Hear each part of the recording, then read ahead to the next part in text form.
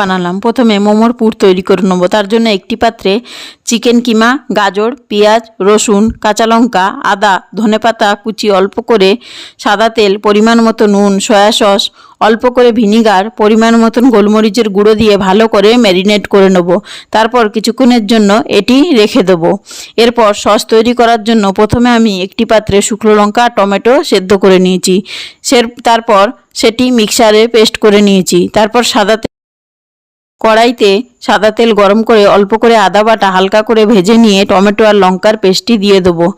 তারপর নুন, অল্প করে চিনি ভালো করে নাড়াচাড়া করে নেব। সসটা ফুটতে ফুটতে আমি নুন আর সাদা তেল দিয়ে একটি ময়দার ডো তৈরি করে নিয়েছি।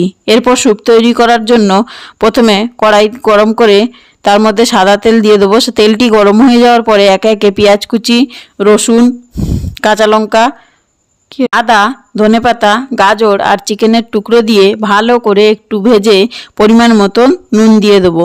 এদিকে সসটা ফুটে এসেছে। নামানোর আগে এর মধ্যে অল্প করে সয়া সস দিয়ে নামিয়ে নেব।